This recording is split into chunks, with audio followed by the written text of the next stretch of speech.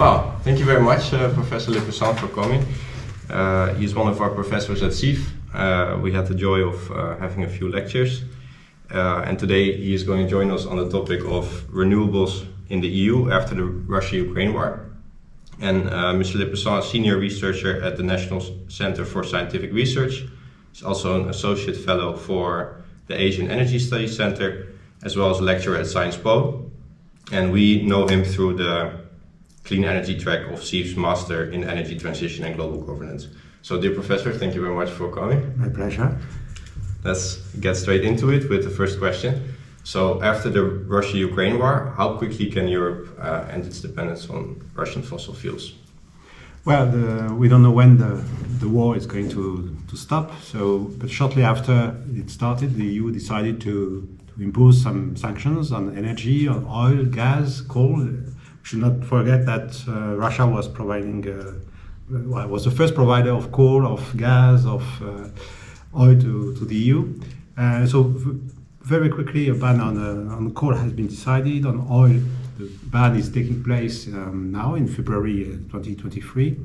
With gas, it will be a bit more difficult. So the official target is to ban gas use well before 2030. But of course, it will be extremely difficult. And what's going to happen afterwards? Well, it depends on many issues, many things. First of all, it depends on the situation in Moscow. If things change in Moscow, I think we could expect a kind of new partnership between the EU and Russia.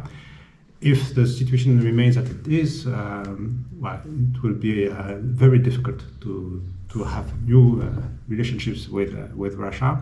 Yes. But what we can see for the time being is that the EU was successful in managed to withstand the blackmail. Energy prices are higher, of course, but the EU is not running out of gas, and for the time being, has managed to diversify its supplies and to cut its demand. Exactly. And the second question, follow-up question, is the Green Deal a game changer in your opinion? Yes, I think so. Well, of course, it's not a legally binding document. It's just a strategy communication, but approved by member states. I think it's a game changer for two reasons. First, because it sets a goal for 2050, climate neutrality. So it's the first time that the document sets such a goal. It's quite ambitious. We always say that the EU has no ambition, no vision, but there is a clear vision in this document. And the second reason why it is a game changer is because it covers a broad range of areas, even some areas where the EU has little or no competence, for example, forestry. And we see for the first time the EU trying to have an overall strategy covering everything in order to achieve climate neutrality. But to answer more precisely to your question, I would say that we will see in a few years' time whether it has been a game changer or not, because member states have to deliver. The implementation is key. We are kind of make or break moment, so it's up to the member states to implement this strategy. We will have to wait a bit to check whether it works or not. But at least for the time being, the EU has a roadmap to achieve climate neutrality. Makes perfect sense. Yes. Yeah, and since our episode is more focused on the renewables this time, we wanted to ask you in this context regarding renewables, what actions and policies has the EU taken so far? It's a very important issue because the EU has targets for renewable energy since 2009. And we should not forget that we started at a very low level because in 2010 the share of renewables in the energy mix was around 14%. So now we are close to 22%, so it's quite a big achievement. In 2009 the target set was 20% by 2020, so this target has been met. What is interesting is the new target, because the target has been set in 2019 to reach 32%. But because of new ambitions regarding the climate policy, also because of the Russian invasion of Ukraine, the European Commission has decided to increase its level of ambition and to reach 45% of renewables in the energy mix by 2030, which is extremely ambitious. Member states are a bit surprised that do not agree with such a high level of renewables. So negotiations are going on, but I think whatever the decision is, I think we have to keep in mind that to reach such a high level of renewables in the energy mix is quite challenging for many reasons, because of the grid stability, because of lack of social acceptance sometimes. The level of renewables in the power mix is beyond the 30%, so it's quite significant as well. And I'm wondering whether we can achieve the level of 45% of renewables, because we see that permitting procedures take a long time. There's a lack of social acceptance, a lack of space in some member states. So again, we come back to the issue of Green Deal. The issue is how to deliver, how to make it work. We know what we need to do in order to win us itself of Russian gas and of fossil fuels, but a lot remains to be done to achieve such a high level of renewables. And may I ask you, is this going to be, since there are negotiations going on, and is already the second reduction of target, do you think it's going to be the last one, and then we have to accept the final result, or maybe in the future it could be also another new renegotiation to have lower targets also? To have a lower target of to emission so to reach lower emission and greenhouse gas in also emission. Well, first we have to implement what has been decided. So currently we are committed to reach cut the emissions of 55% by 2030 in order to reach climate neutrality. So I think the wisest thing to do is first of all to deliver, to make it work. So the target for 2020 has been met, but it was not that ambitious.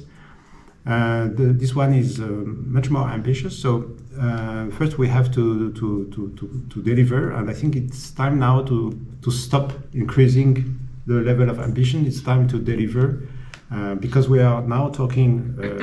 Whenever we talk about renewables, energy efficiency, and so on, we are talking about documents which first version was discussed in 2019. So now it's time to complete the negotiations and to switch to the issue of the implementation. Thank you. Thank you. Well, if we were to look at the steps and measures that other countries has taken with regards to the energy crisis, the United States has introduced the Inflation Reduction Act to tackle the energy crisis and reach climate neutrality by 2050. It has allocated $400 billion, where $250 billion were only for the energy sector. In your opinion, how you think the EU should react to the US Inflation Reduction Act? Yes, it's a very it's a key issue, because what is at stake is the future of clean tech in Europe. We were complaining for many years that the US is not doing enough regarding climate change. So this time, it's very ambitious. Regarding the deployment of renewables, the deployment of the electric vehicle as well, and also regarding the clean tech. So at least we have a big step forward from the US, so we should not complain that much about it. But what is being done now, it's obviously going against the WTO rules. So for the EU, there are two options: either to go to WTO to have a conflict with the US on that, but it takes a lot of time, and the decision would be taken much too late. So it's not an option. So the second option is just to talk to the US partners, saying that among friends we don't do subsidy race, and we should find a solution to make sure that EU economic actors are not kept out of the subsidy scheme. It's going to be very difficult, because it's not possible to reopen the IRA because it has been adopted by the Senate, so there's no possibility to change that. The only one solution is to look at the guidelines, very precise guidelines, and then try to find a solution so that EU companies can enjoy the benefits which are planned for clean techs in the US. This is extremely important because regarding the EU, it has a single market, and the competition policy is extremely important. So, of course, it is a strong incentive to implement an industrial policy, not only a competition policy, but also an industrial policy to support the industry. On the other hand, the EU is very much committed to WTO rules. And once you decide to support an industry, your industry, you have to select some sectors, and it's difficult to select these sectors. For example, you can imagine supporting the electric vehicle or batteries, but why should not we support heat pumps, for example?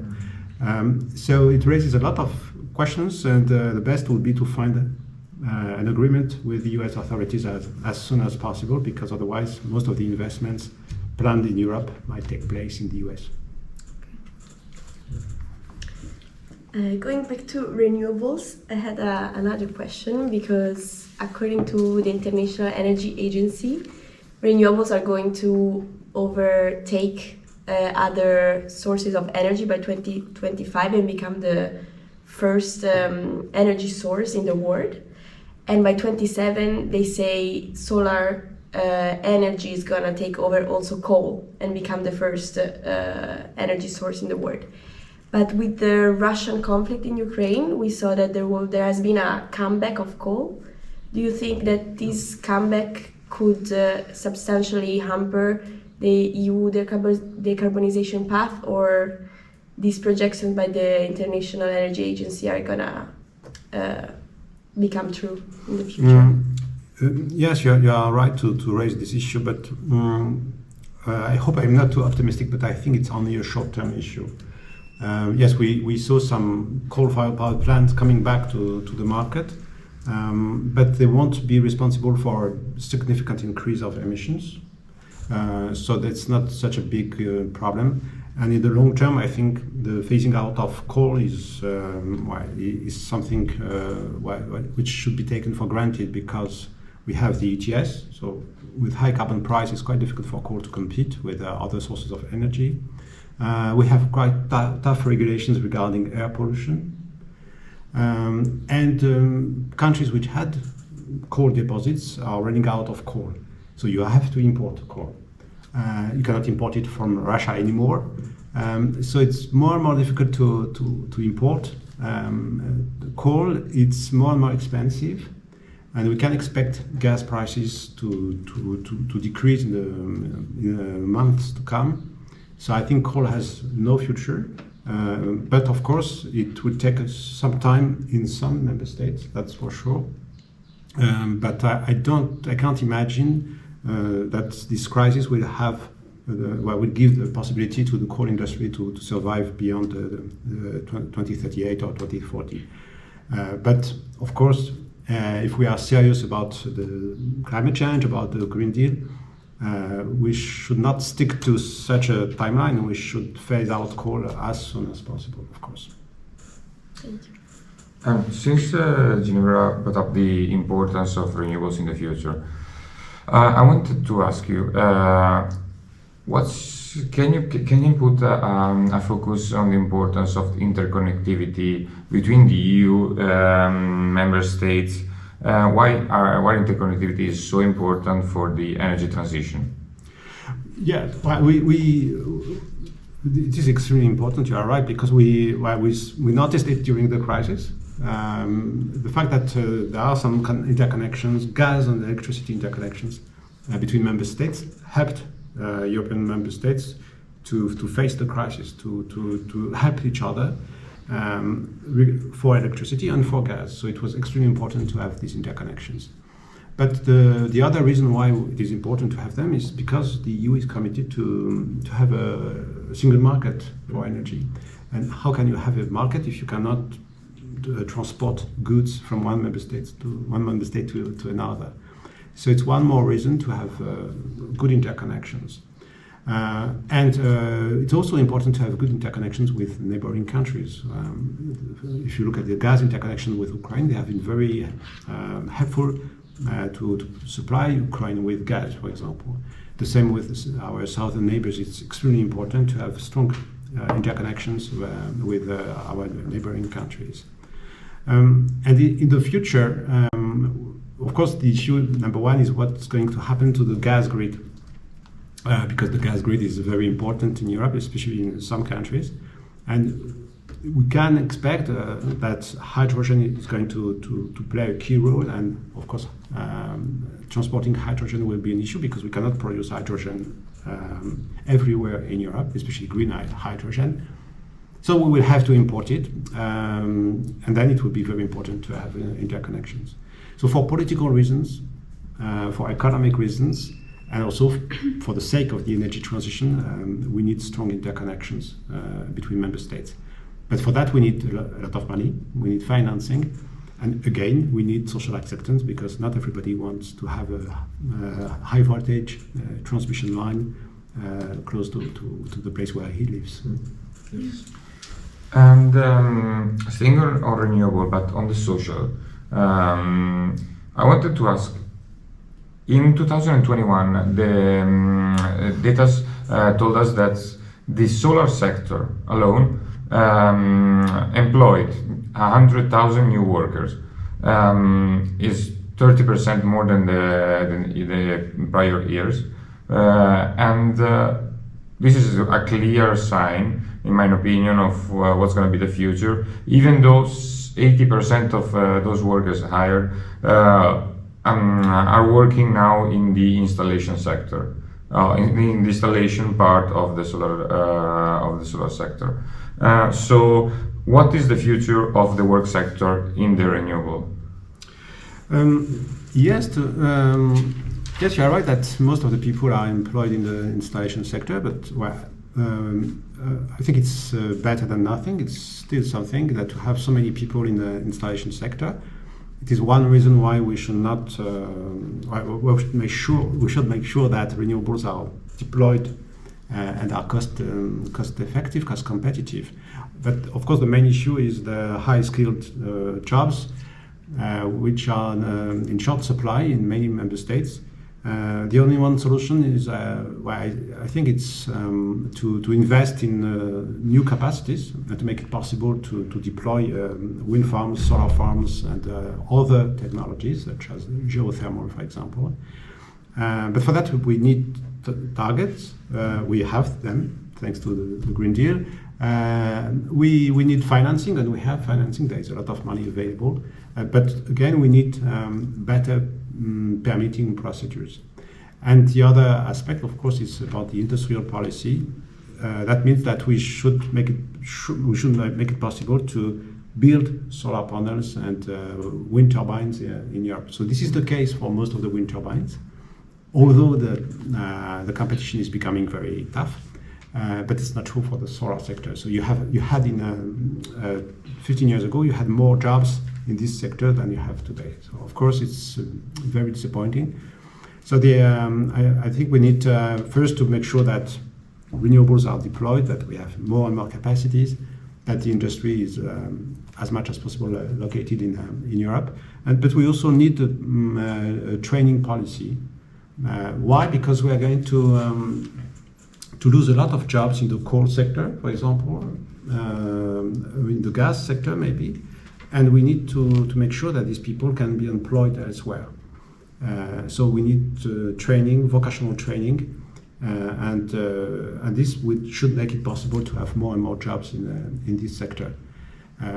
But regarding the electric vehicle industry, it will be, I think, more difficult because you need much less workers to build an electric vehicle than to build a combustion engine car. But still, let's make sure that we have more and more capacities, that we have an industrial policy, that people can get the new skills. And this is something very important that could be implemented thanks to national policies, of course, thanks to EU policy, but also thanks to local and regional authorities. Yeah. Thank you. Thank you. Well, if we move to the industry sector, if we look at the energy consumed by the industry sector today in Europe, it accounts for 32.9% of the total electricity used and 32% of natural gas used. So that makes it around 2/3 of the total energy consumption, while only 10% of renewables and biofuels are directed to the industry sector. So what do you think could be the impact of the energy transition in Europe in the industry sector? What we see now is that the industry is very worried about the energy prices, especially about gas prices. Not all the industry, but there are some industries for which gas prices are currently not acceptable, especially if we compare them with the US prices. We were talking about the US policy, the Inflation Reduction Act, but we have in the US cheap energy, and of course the EU energy prices are much higher. So the first issue is the cost that currently the prices are much too high. On the other side, we ask the industry to adjust itself to the energy transition. So we need to have a long-term strategy, because if you have a long-term strategy, for example, for hydrogen, then it makes it possible for investors to have some kind of some perspectives. It's easier to invest, to get financing, and then these solutions can become cost competitive, and we can make sure that the industry is going to enjoy cheap energy. The second impact is about the geography of industry, because if you look at the map in Europe currently, you see that part of the industry is located where you had or you will still have coal mines. So we see that energy attracts the industry. It was true 1 century ago, and it's still partly true. And it may happen that those who have cheap electricity, for example, wind farms, solar farms, or cheap hydrogen, will be able to attract the industry. If you look at Tesla, for example, Tesla did not go where the German automotive industry is located, but went close to Berlin. So, and in the future, we could imagine a situation where more and more companies are looking for cheap and green electricity. So it's a bit of speculation, of course, but again, the energy attracts the industry, and we see that the geography of renewable energies is very much concentrated in some areas, and it may have an impact on the geography of industry in the years to come. So, to finish, one last question. Staying on a more local level, or zooming in a bit from the state level, how can cities, municipality deploy renewable in their territories? You are right to stress this issue, because cities are responsible of a big part of the emissions, are consuming, of course, the bulk of the energy in Europe. So, yes, it's very important to have more renewables at this level. Obviously, you cannot install too many solar panels or wind farms in a city. That's obvious. So I see two ways. The first one is to use bioenergy for heating purposes, for example. So in this respect, district heating is a very interesting technology, because it makes it possible to have a grid at the local level and to supply the grid with biomass. Of course, it works if you can find a partnership with rural areas around, because it's not possible to import the biomass from on a long distance. So this is the first way. The second option is to, of course, beyond installing solar panels on the roofs, you can imagine to have so-called PPA, so power purchase agreements, which means that the city contracts with a developer, and the developer installs a wind farm, for example, in Sweden or in Finland. Of course, it is virtual because the city, let's talk about the German city, for example, the city is not going to use this electricity, but at least it is providing some financing to invest in green energy. And this is how many European cities are going to reach the level of 100% of renewables just by investing in a PPA. I was talking about solar panels on roofs. It seems a very easy solution. It's quite difficult for technical reasons, but we should not forget that actually the space available in the city on roofs is very limited. So this makes it possible to have renewable energies in the city itself. But again, through PPAs, at least the city can invest in green energy and can present itself or portray itself as a 100% green energy city. Thank you. That will probably conclude our second filming of the Student Energy Roundtable podcast. I would like to thank Mariam and Ginevra and Francesco also for coming, and of course our professor Gilles Lepesant. Thank you very much. Thanks to you. Congratulations. Thank you. Thank you very much. See you next time. See you. Thanks.